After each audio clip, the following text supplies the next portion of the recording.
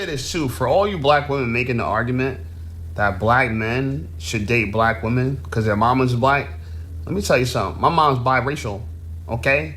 So she's just as much black as she's not black, okay? So I'm Venezuelan and Trini on my mom's side, black Trini. So she's half black, half Spanish. And she told me not to date women with nappy hair. And I ain't listened to her, yo. I prefer black women. But my mom told me specifically, date a woman with nice hair. That's code language for what? Don't date black women. My mother is Indian, black, and Samoan, and my dad is Jamaican. How I was raised, date you a woman that's going to love you and respect you and treat you right. And in return, you do the same. The same energy she gives you, you give her. It is what it is. Before, when men used to just be like, girl, I'm not about to argue with this little dumb bitch, whatever the case may be. Cool, you're not trying to argue with me, right?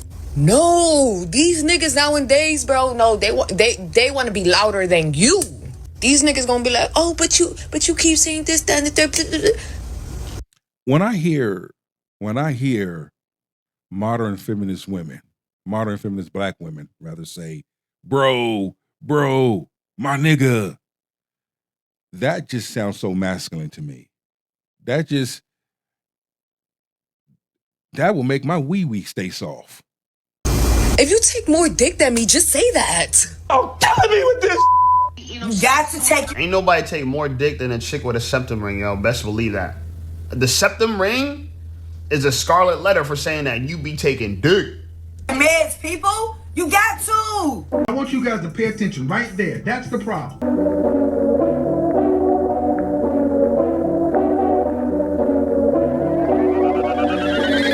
No, this hoe. Heifer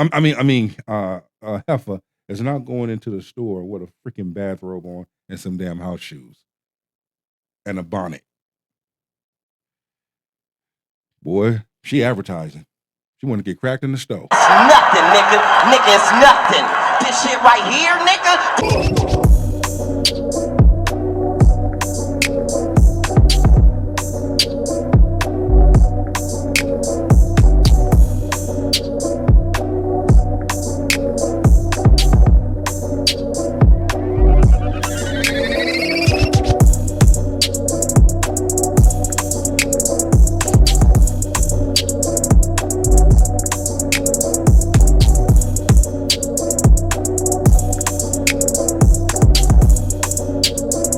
I gotta say that too. Jesus. Yeah, this is a double standard. When a black woman dates a white man, it is celebrated. In fact, oftentimes you hear the narrative, oh, you know what? Just stop dating black men. So black women, the same ones that are mad that we're not dating them, go on these campaigns where they're telling black women, don't date black men. Yeah, it's stupid. You're contradicting yourself. So you're telling black women not to date black men. But you're telling black men to date black women. Get the fuck out of here. That's why you can't follow what a lot of these women say. It's illogical. It makes no sense. They hate God. They're trying to rebel against him. So me personally, I'm not going to follow suit with what a woman's saying because by nature, you are blasphemous, okay? By nature. And so, you know, I can't take what you say seriously when it's convenient. You pull the race card out when it's convenient. Okay? You don't mind dating Brad. But you mad at me when I date Becky.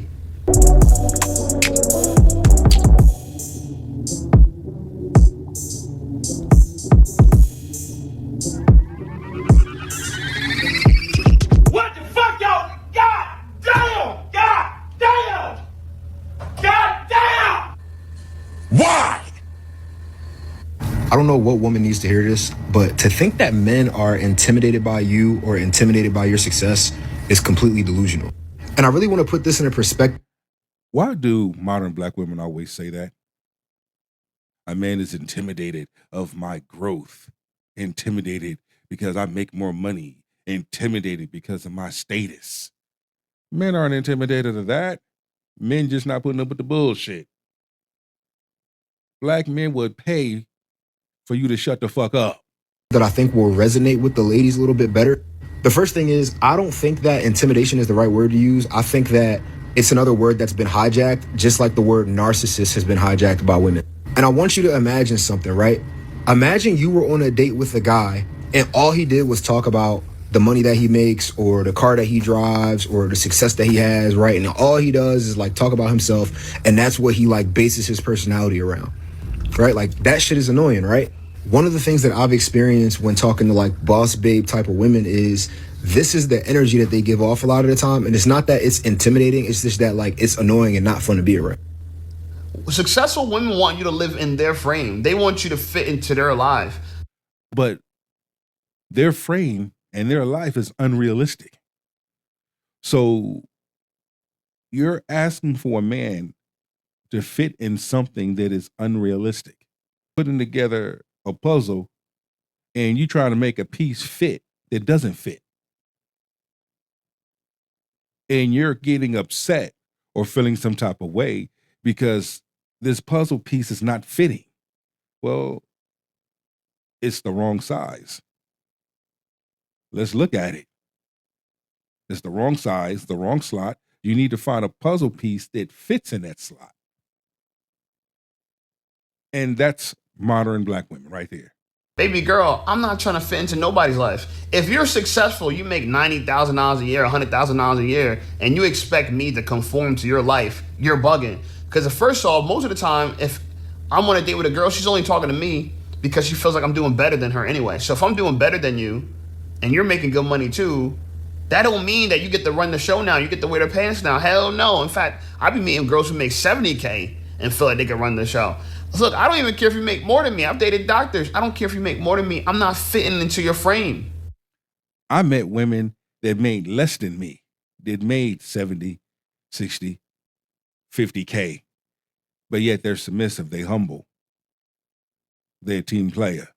Money don't make you build the buildings, run the infrastructure. No, you don't just automatically become a man when you got bread. But a lot of women feel like they are because they objectify men for money so much. They think when they got money, they're equal to men. You're not. Modern black women unsold their soul to the devil, to the things of this world. And they have made material things and money their God. See, the devil is collecting now. Black woman is that whether I speak or I don't speak, I'm going to be viewed as an angry black woman. And so you know what? I'm going to speak. Yeah, if I'm going to be viewed as angry regardless, I might as be angry and truthful. So, yeah. This picture is going viral. It says a black woman's biggest nightmare. Now, I can tell you for a fact that this is not a black woman's worst nightmare. A black woman's worst nightmare, based on my experience, this is just my experience, a black woman's worst nightmare is dating a dude with a job. Dating a guy that doesn't spend his life going in and out of prison. That's what black women fear. A man that buys them flowers, that's what they're terrified of. A guy that doesn't disrespect them on a daily basis and call them the B word, the C word, and every other word in the dictionary. This right here, this white girl right here. A woman built like that, boy, modern black women, you're done. D-O-N-E. Done. I'm going to let that sit. I'm going to let that marinate what I just said. Nowhere near a black woman's worst nightmare. What's closer to a black woman's nightmare is like having an attitude and nobody's paying attention to her. Because I think they'd just be like pretending to have an attitude just for attention. So like one of their nightmares got to be like throwing the biggest fit, having an attitude and nobody's paying attention to them. The most powerful things you could do to a woman is just ignore her, bro. And men, we don't exercise this enough. One of the weakest things you could do is content with her. It's weak. Anything that is quiet will kill anything that's loud. Why argue? Let's let her be wrong. It ain't worth the energy trying to convince her she's wrong, right? We're so fair to women, and we're unfair to ourselves when we grant their argument credence.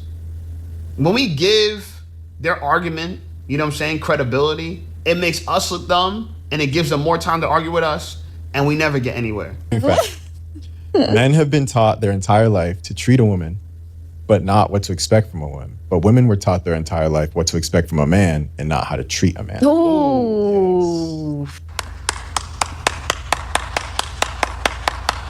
We must stay focused, brothers. We must stay focused. All right, so dear black men, right? This is not for all of you guys, of course. This is for some of you guys.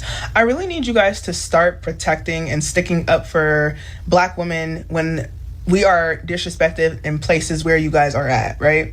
And I'm sure that y'all done heard videos on this about how black women get, disrespected in the club scene or, in Hollywood or whatever the case is. And sometimes some of y'all participate in that. Some of you black men participate in the disrespect.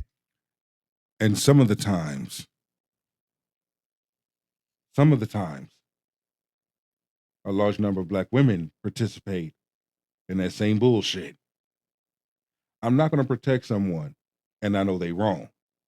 You better be careful with who you claim you protect, black men, because it can also be a setup. Towards black women. When you ask us to get down so that the white woman can sit up, when you ask us to get up so the Asian woman can sit up, it's disrespectful. And sometimes I feel like you guys forget that you have black daughters, or that you are going to have a black daughter. Whether or not she's mixed or not, it doesn't matter. She's still going to be a black woman. But what does the kid have to do with one's preference? Come and make it make sense. Your boy Big Truck cannot be making this up. So it really... The shame is not gonna work, baby. You keep trying to do this shit. Don't you realize, you're gonna have black daughter, you're gonna... What the hell does that have to do with anything? That does not make your argument. It's not gonna work. Why would you want someone to date you out of guilt anyway? Do you want me to pity you and feel, you can't get no nigga? You want me to give you some sympathy, Dick? Is that what you want? Sympathy loving? Like, come on now, get real. Men are evolving. Men are listening. Men are uplifting other men. It's channels like this where you have two different individuals bringing the truth home. Men are going to sit back and listen. Men are going to sit there and understand. Men are having conversations at the table. They're having conversations at the water cooler. They're having conversations on the sideline. They're having conversations in the end zone. They're having conversations in the locker room. You feel me? What that Asian lady said in that movie? Brother on my arm, no brother on your arm. You feel me? That's what it's going to end up being. Because these other women out here, they know how to persuade a man to be with them.